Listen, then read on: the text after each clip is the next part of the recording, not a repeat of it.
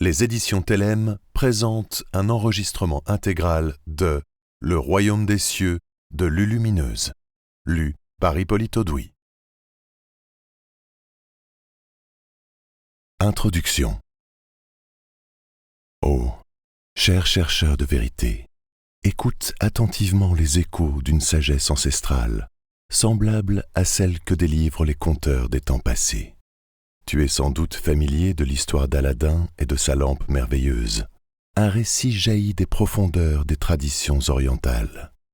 Mais derrière le voile de cette histoire se cache une initiation précieuse, tissée des enseignements dispensés par les ancêtres de notre civilisation primordiale.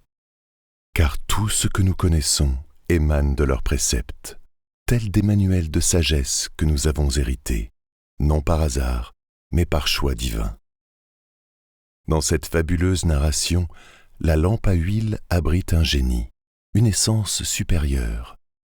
Pour atteindre cet oracle, il te faudra pénétrer dans une grotte secrète, où seul un diamant d'innocence peut s'aventurer.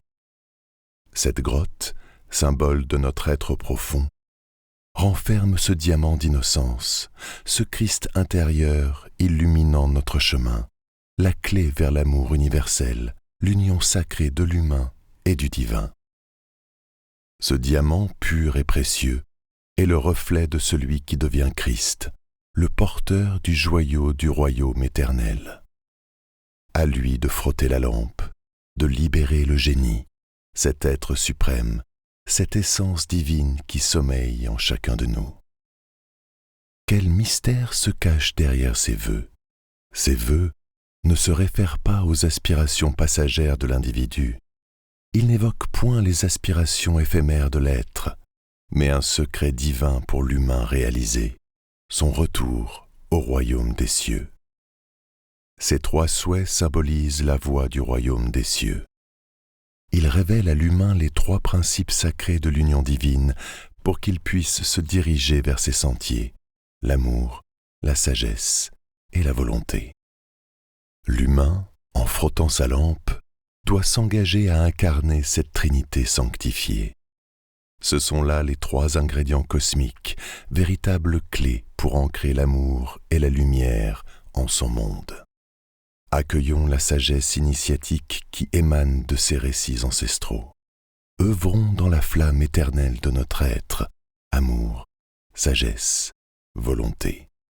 Voilà, chers amis, la recette alchimique capable d'ouvrir les vastes portes du royaume céleste. Partie 1. Entrez dans le royaume des cieux. Chapitre 1. Le centre du cercle, le royaume. Les êtres du royaume nous parlent. Chers amis, écoutez bien ces paroles qui résonnent dans l'éternité. Ne croyez pas que les technologies et les artifices de ce monde peuvent définir ce que nous sommes réellement. Nous sommes l'émanation du divin, des créatures sacrées en mouvement, parlant la langue de l'un, diffusant la lumière d'un savoir qui transcende les apparences. Nous sommes ancrés dans le temps qui se déploie selon la sagesse de notre choix. Nous avons déjà partagé ces vérités avec vous et il est bon de les rappeler. Nous venons tous du point primordial, du centre de tout ce qui est, ce cercle parfait. Si vous vous attardez trop sur nos manifestations matérielles, sur les technologies que vous vénérez, sur nos noms ou nos origines, vous vous enfermez dans le cercle, piégé par l'illusion de la matière. Mais souvenez-vous, vous n'êtes pas cette projection. Nous ne sommes pas simplement des formes physiques. Nous sommes la lumière du divin incarnée dans des champs de conscience, des abîmes de densité multiples, infiniment plus vastes que votre entendement actuel. Ces réalités subtilement tissées échappent à votre vision étroite. Et pourtant, elles sont ici, vibrantes autour de nous. Nous ne communiquons pas d'un point à un autre, nous émettons de ce centre sacré où tout converge. C'est là que se trouve la véritable source de l'intelligence divine. Dans ce cœur de tout, le divin répand sa sagesse, il ordonne. C'est l'or donné par le cosmos.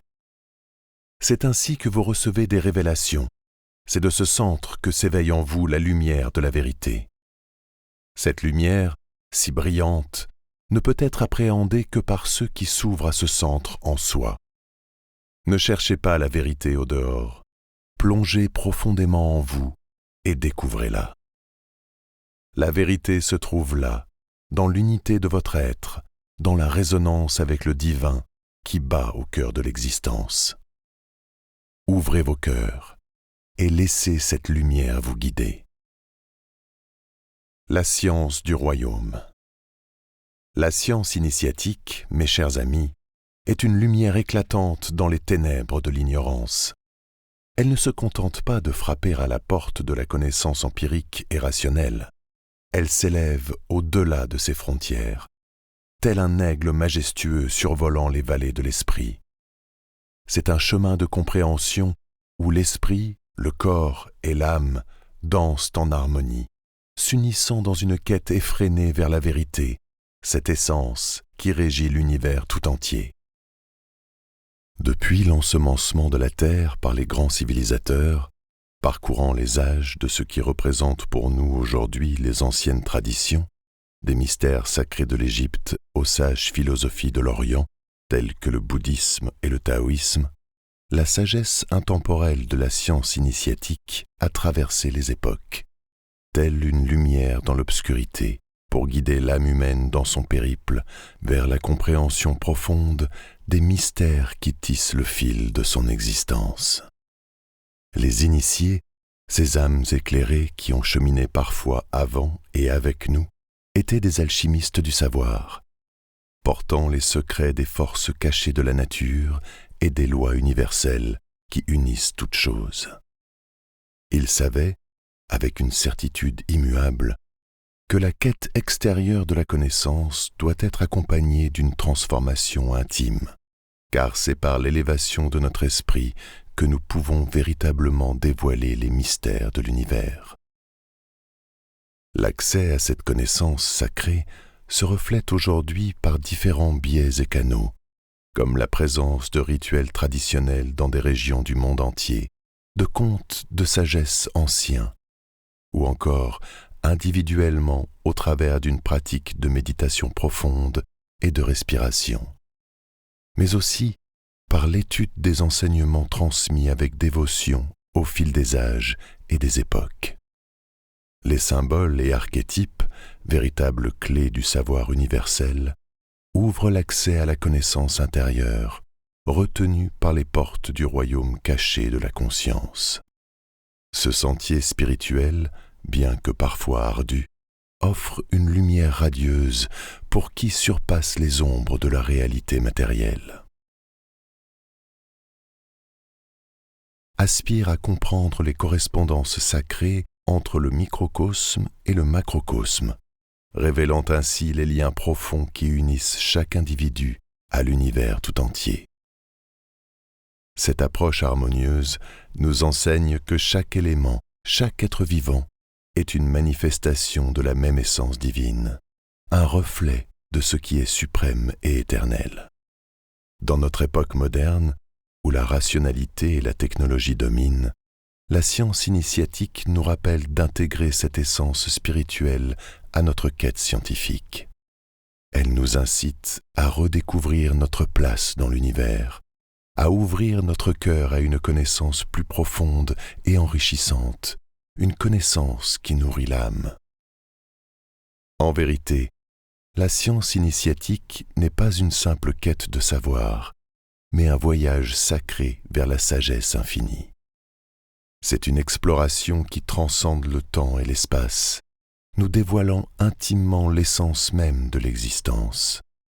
C'est une invitation à élever notre conscience, à embrasser la magie et le mystère que recèle notre réalité et à vivre en toute harmonie avec l'univers. Venez, mes frères et mes sœurs, et laissez-vous guider par cette lumière intérieure, car la vérité nous attend au-delà des voiles du visible. La science initiatique dévoile le chemin qui mène au royaume. La science initiatique ouvre à son disciple les portes du royaume, Ce sont les lois cosmiques, les fondements de l'univers, les lois de Dieu. Elle indique la façon dont tout est organisé. C'est la science du point dans le cercle. Dès lors qu'on se plie à cette science, on ne choisit plus simplement de vivre en périphérie, en piochant de petites choses dans le cercle, parce que cela nous arrange à ce moment-là, tout en restant dans la projection du cercle et en fournissant des efforts uniquement quand cela sert nos propres intérêts. Cela ne fonctionnera plus. Dans le monde vers lequel l'humanité nouvelle s'achemine, cela ne suffira plus. Le lien que nous avons avec les grands civilisateurs est précieux. Ce sont les initiateurs de la civilisation originelle. Il est temps aujourd'hui de remettre à jour cette science pour que les âmes se souviennent du chemin de l'Éternel. Ainsi, allons-nous nous munir des 15 tablettes de Thoth afin d'en expliquer certains passages. Thoth est Hermès Trismégiste, le maître des maîtres. C'est le maître fondateur de notre ère en tant que 5e monde. Le 5e monde ayant pour but de nous guider vers le 6e monde, celui d'une humanité unie et harmonieuse. Ce maître dispose de toutes les connaissances de la science initiatique, celles que l'humain a oubliées, mais qu'il porte en héritage. Il se raconte qu'à son époque, tous les maîtres des civilisations et des nations alentours venaient rencontrer Hermès Trismégiste afin de bénéficier de la science véritable, de la science cosmique. C'était le début de ce que nous appelons l'ancienne Égypte, avant le grand déclin. Progressivement, la science originelle s'est diluée. Certains pharaons, au fil des siècles, se firent construire des édifices à leur propre gloire et cherchèrent à rayonner pour asseoir leur suprématie, se détournant ainsi de la lumière éternelle et de sa science précieuse. Ce fut le cas de plusieurs Ramsès, même si en leur temps, Néfertiti et Akhenaton ont essayé de redonner une place centrale à l'initiation solaire, autre nom de la science initiatique. À l'époque d'Hermès Trismégiste, on n'identifiait encore ni la religion, ni la science, ni la philosophie, ni les mathématiques comme des matières séparées. Tout cela faisait partie de la science unique et du véritable savoir cosmique.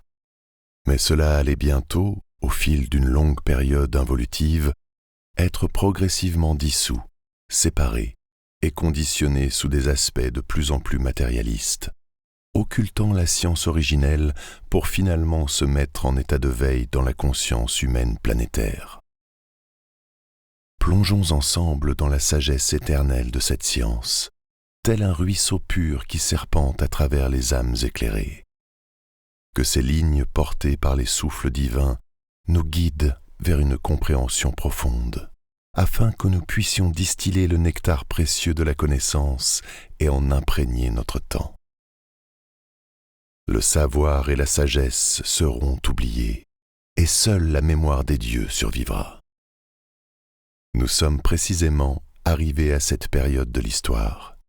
Hermès Trismégiste fait partie de ces dieux, et a d'ailleurs été repris et illustré chez les Grecs par le dieu Hermès. Ceux que l'on nomme ici dieux sont les grands initiateurs du cosmos. Ce sont les êtres qui sont un avec le point dans le cercle. Les êtres dont la conscience est unie, fusionnés totalement au royaume. Tout comme je suis un dieu par mon savoir, toi aussi tu seras un dieu du futur, parce que ton savoir est infiniment supérieur au leur. Ici, nous ne parlons pas d'une supériorité morale, mais d'une responsabilité en tant que garant du savoir dans un monde où le chemin du royaume a été peu à peu effacé. Dans l'époque qui viendra, on verra un renversement des valeurs et une altération de la sagesse pour ceux qui prendront ta place sur cette étoile.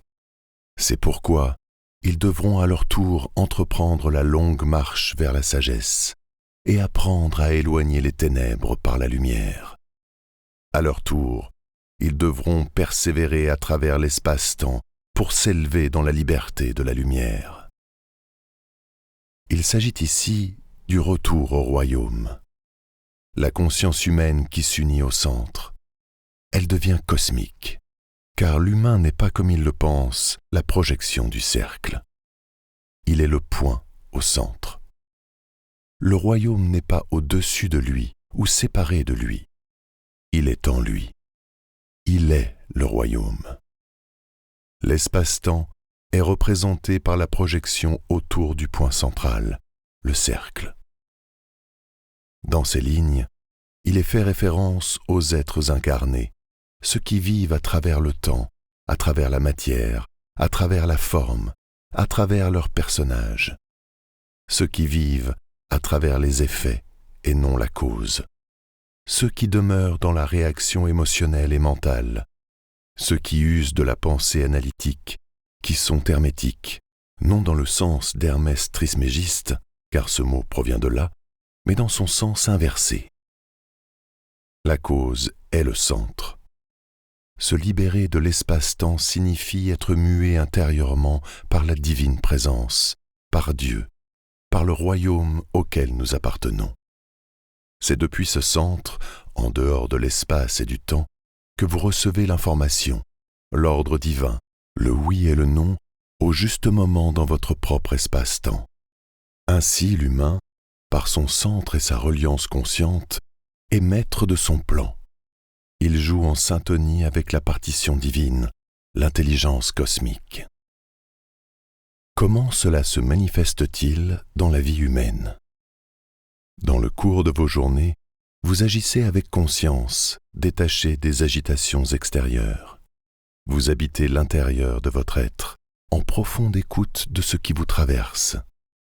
Vous êtes les souverains de ce royaume en vous, tout en étant réceptifs à la sagesse de ce plan infiniment supérieur qui dépasse les limites du temps et de l'espace. Sur le cercle de votre existence, vous êtes unis au point originel, celui qui demeure immuable. En vous se situe ce Graal éternel, toujours alimenté par la semence divine, révélée en son juste instant. Vous suivez la pulsation d'un sentiment supérieur, tel un phare qui éclaire votre chemin. Désormais, vous avez transcendé le monde des réactions éphémères. Vous n'êtes plus pris dans le tourbillon des effets, mais vous plongez dans les profondeurs de la cause. Vous habitez le centre de votre essence, échappant aux illusions du cercle projeté. Vous êtes unifiés dans cette plénitude intérieure, résonnant avec l'harmonie du cosmos. C'est ce que révèle cette phrase. À leur tour, ils devront persévérer à travers l'espace-temps pour s'élever dans la liberté de la lumière. Voici ce qu'est la véritable liberté de la lumière. Dans les grandes religions formées par les hommes, beaucoup de notions ont été obscurcies. Nous avons l'illusion que c'est après la mort que nous retrouverons le Père, la lumière. Cependant, c'est une grande méprise, car le royaume des morts n'est qu'une représentation projetée de notre existence. C'est ici que réside le vrai monde des morts, un lieu où les âmes errent à travers les ombres des effets, loin de la puissance originelle de la cause. Ces âmes, hélas, ne vivent pas. Elles sont de simples échos de la vie vibrante. Ceux qui sont réellement en vie sont ceux qui vibrent à partir de leur essence profonde, qui résident dans le royaume de la vie. Ils s'éveillent à la réalité parce qu'ils reçoivent directement la sagesse de la vie, comme un rayon de lumière illuminant le chemin. Les archéologues, dans leur compréhension limitée, ont longtemps soutenu que les anciens Égyptiens étaient fascinés par la mort, cultivant des rites pour accompagner les âmes à transiter sereinement vers un autre monde. En vérité, ils possédaient une conscience aiguë du royaume de la vie en toutes choses, même dans ce que l'on appelle la mort. Ils savaient que la véritable continuité se trouve non pas dans la séparation, mais dans l'union éternelle avec la lumière divine. Les initiés enseignaient aux êtres à devenir les porteurs de la lumière, en réveillant leurs âmes pour qu'elles vibrent au rythme de la vie et non de ses ombres. Le titre véritable du livre des morts des anciens Égyptiens est « Le livre pour sortir au jour ». Mais le savoir initial a été peu à peu étiolé. Certaines connaissances ont été biaisées par les jeux de pouvoir successifs et sont devenues progressivement des croyances. L'autre royaume n'est pas le monde de la mort, mais le monde de la vie dans la vie. Plusieurs qui se sont enchaînés dans les ténèbres vont tenter d'en empêcher d'autres de s'élever vers la clarté, ce qui causera une grande guerre qui fera trembler la terre et l'ébranlera dans sa course. Les frères de l'obscurité vont provoquer un conflit entre la lumière et la nuit. Chers enfants de la lumière, écoutez la sagesse qui résonne dans ces mots. Il est question de ceux que nous appelons les frères de l'obscurité, non pas pour les condamner, mais pour reconnaître leur place dans le grand orchestre de la création. La lumière, mes chers amis, est une essence fraternelle, un souffle d'amour qui unit tous les êtres, transcendant les apparences et les différences. Dans la grande intelligence divine, il n'y a ni exclusion ni rejet.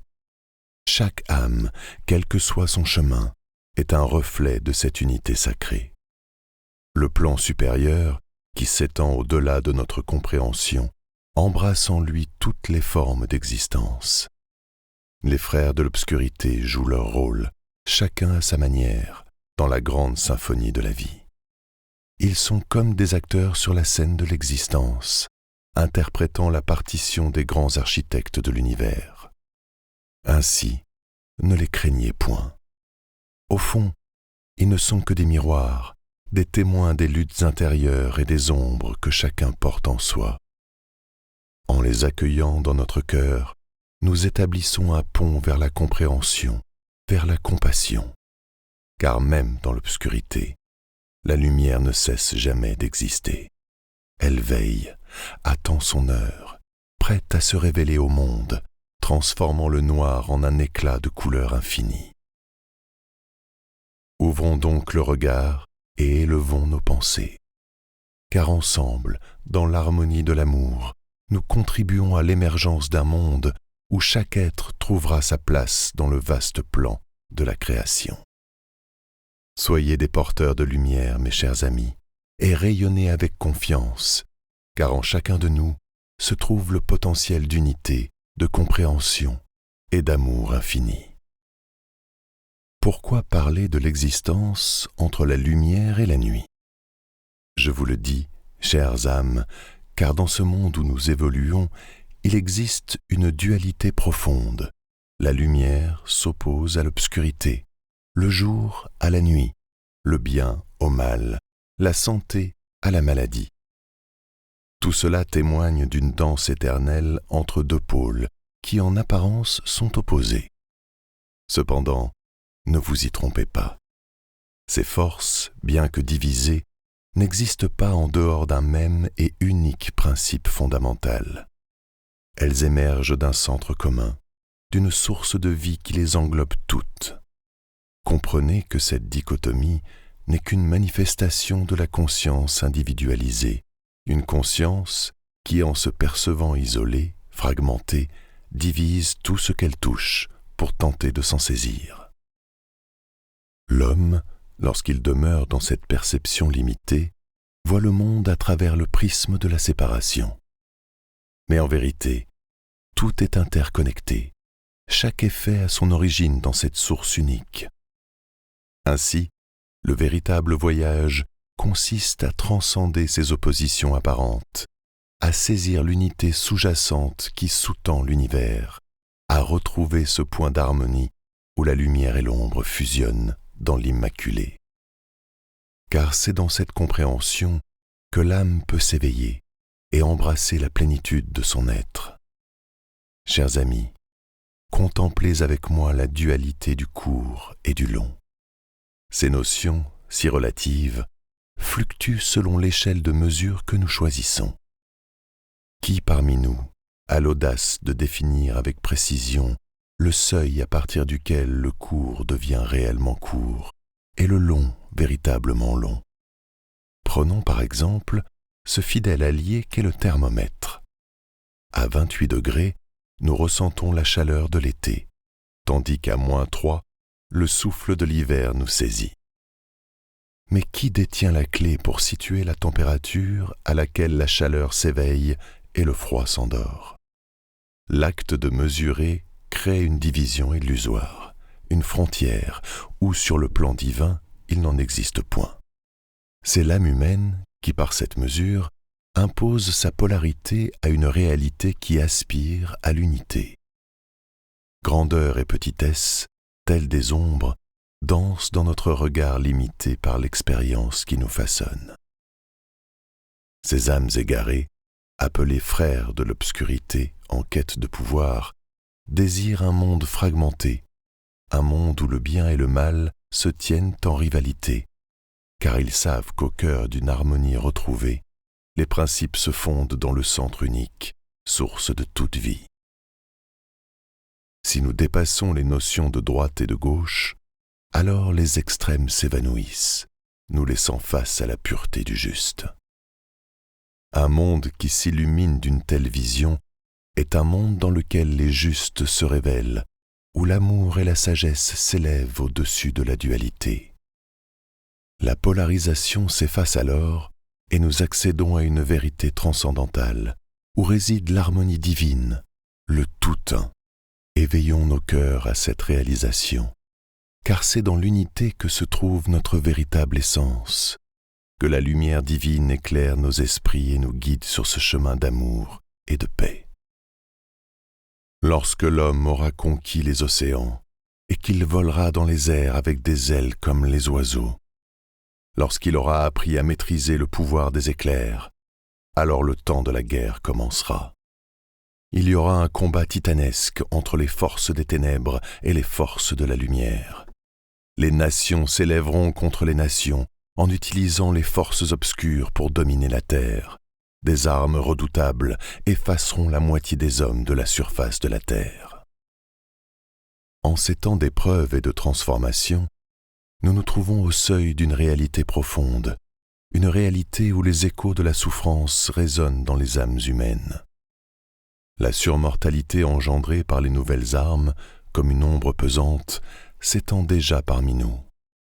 Certains de ces instruments de destruction sont déjà lâchés dans le tumulte du monde, tandis que d'autres attendent leur moment dans l'ombre, prêts à agir. Ce phénomène n'est pas un simple hasard, mes chers amis. Il répond à la grande loi des résonances, une loi spirituelle qui unit tout ce qui existe. Chaque pensée, chaque action, chaque cri de désespoir se propage dans les sphères invisibles, créant des vagues d'influence qui touchent toutes les consciences. Il est capital de saisir cette vérité au-delà des apparences, de plonger dans la profondeur du sens qui se cache derrière ces mots. Ne restez pas sur le sens superficiel des événements. Ouvrez votre cœur et votre esprit. Trouvez la lumière dans ce qui semble obscur. Comprenez que cela a déjà commencé. Nous sommes à un carrefour où nos choix définissent l'avenir. Unissons-nous dans la quête de la vérité, de la pureté, et élevons nos vibrations pour pacifier les forces qui cherchent à diviser et à détruire. Souvenons-nous que c'est dans l'amour et la compassion que réside notre véritable force. Jusqu'au jour où les fils de l'aurore viendront parmi les hommes et leur diront « Cessez de combattre vos frères, ce n'est qu'ainsi que pourra revenir la lumière.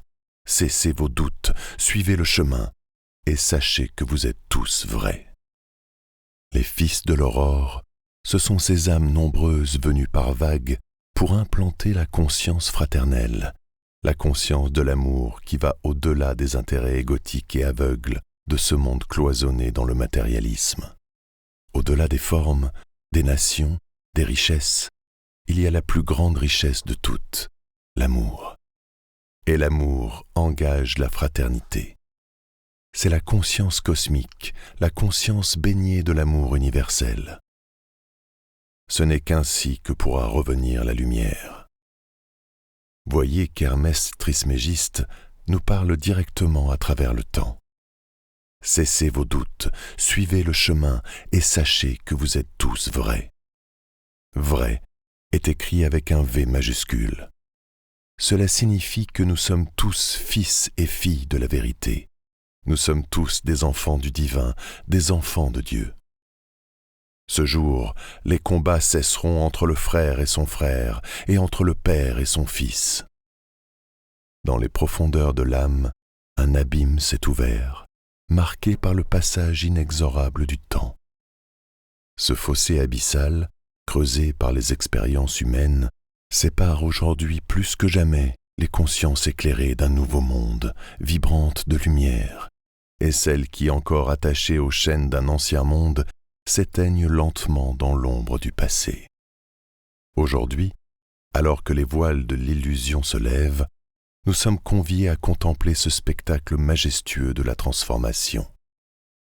La réalité se dévoile, et nous sommes appelés à en saisir l'essence, tant cette vérité éternelle se tisse au fil de notre existence quotidienne. Il nous appartient de transcender les limitations de l'ancien et d'embrasser la nouvelle lumière qui se lève à l'horizon, unissant nos âmes dans l'harmonie de l'universalité. Ainsi, le temps, en sa sagesse infinie, nous guide vers la plénitude de notre être véritable. Si nous osons nous tourner vers cette lumière et ensemble marcher à la rencontre de notre destin divin.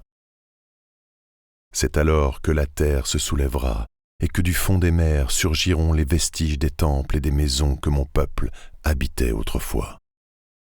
Écoutez, chers amis, car il est des temps où la sagesse des âges se fait entendre à travers les murmures de la terre et les vagues des mers. Les anciens sages ont vu ces cités, éclatantes de lumière, jaillir des profondeurs invisibles, comme un appel à l'éveil des esprits.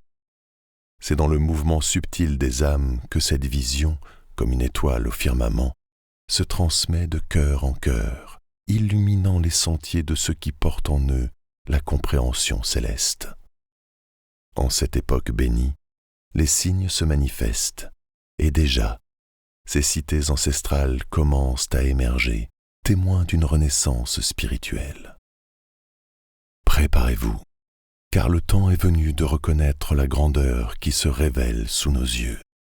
La sagesse ancienne danse parmi nous, et il est de notre devoir, avec humilité, d'accueillir ce qui se présente ici et maintenant. Unissons nos voix et élevons nos cœurs vers cette lumière qui s'annonce. L'âge des Lumières viendra ensuite, et tous les hommes poursuivront la lumière du but. Les frères de la lumière régneront et chasseront les ténèbres de la nuit. Les ténèbres de la nuit ne sont autres que les échos de nos propres démons intérieurs, ces ombres qui se faufilent dans les recoins de notre âme. Elles sont le reflet des pensées désaccordées, des croyances erronées et des dissonances qui se sont enracinées dans le cœur de l'humanité. Ces ombres, qui semblent si puissantes, ne peuvent cependant rivaliser avec la lumière qui brûle en chacun de vous, cette flamme divine qui aspire à s'épanouir. Dans chaque âme entrelacée dans le tissu de l'existence terrestre, cette flamme attend d'être libérée. Lorsque cette lumière s'éveille et s'illumine, oh, que de ténèbres sont alors chassées. Elle s'élève comme un phare, dissipant l'obscurité et répandant sa douce clarté sur toute la terre. Ainsi, mes bien-aimés, nourrissez cette flamme en vous, accordez-vous à la symphonie sublime de l'univers, et ensemble, nous transformerons la nuit en un jour radieux, où chaque être sera en communion avec sa nature divine et aura retrouvé son sanctuaire intérieur, dans l'unité de l'esprit et de la lumière. Les enfants des hommes pourront alors progresser et s'élever vers le grand but pour devenir à leur tour des enfants de la lumière. Des enfants de la lumière, on ne peut que s'émerveiller en lisant ces mots, car c'est précisément ce travail que nous sommes venus accomplir et poursuivre à travers nos œuvres et notre vie quotidienne. La voie de l'ascension ouvrait les portes du chemin initiatique. Les enfants de la lumière rappelaient ces âmes aujourd'hui incarnées à leur but premier. Ce livre nous convie à entrer dans le royaume pour établir sur terre le règne de la lumière. En ce jour où le soleil se lève sur l'horizon de notre compréhension, je vous invite à écouter les paroles anciennes, ces vérités intemporelles qui résonnent au fond de chaque âme. Ces enseignements, transmis de génération en génération, ont traversé les âges comme des rivières de lumière pour atteindre nos cœurs assoiffés de sagesse. Il n'est pas nécessaire de parcourir les terres lointaines de l'Orient pour retrouver ces perles de connaissance. Elles sont déjà gravées à l'intérieur de vous, dans les profondeurs de votre être.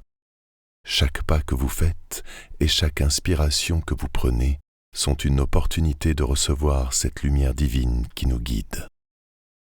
Aujourd'hui, nous ne sommes plus des chercheurs errants, mais des âmes ouvertes à l'infini des leçons que nous offre la vie. Les maîtres enseignants, invisibles mais présents, insufflent en nous leur sagesse, nous offrant des clés pour déverrouiller les mystères de notre existence. Écoutons la douce mélodie des vérités révélées qui se déploient, leçon après leçon, dans la danse sacrée de notre quotidien. Chaque geste, chaque rencontre est une occasion de grandir, de comprendre, de s'élever vers la lumière de la compréhension. Ouvrez votre cœur, car c'est ainsi que les enseignements se révèlent, comme des fleurs épanouies sous la bénédiction du soleil. Recevez, chérissez et partagez cette sagesse éternelle. C'est dans cette communion que nous nous relions à l'essence même de l'unité, à la source d'amour qui nous enveloppe tous. Les âmes seront pour toujours une flamme dans la grande flamme. Durant l'âge d'or, la sagesse et le savoir appartiendront à l'homme. Il s'approchera de la flamme éternelle, la source de toute sagesse, l'origine de toute chose, qui est en même temps une avec la fin de tout. Oui, dans cette époque à venir, tout sera un, et un sera tout. Et l'homme, cette flamme parfaite du cosmos, prendra place parmi les étoiles. Il pourra même dépasser cet espace-temps pour aller dans une dimension au-delà des étoiles. Lorsque l'on évoque l'idée d'un au-delà des étoiles, il convient de se rappeler que ce n'est pas un simple concept spatial.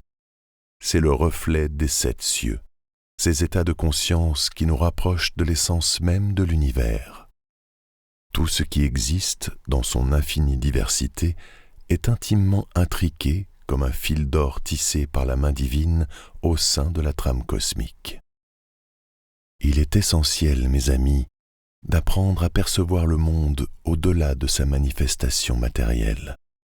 Ce que vous croyez être la réalité n'est qu'une ombre fugace des véritables structures formées par la vibration primordiale, le Verbe, l'univers lui-même.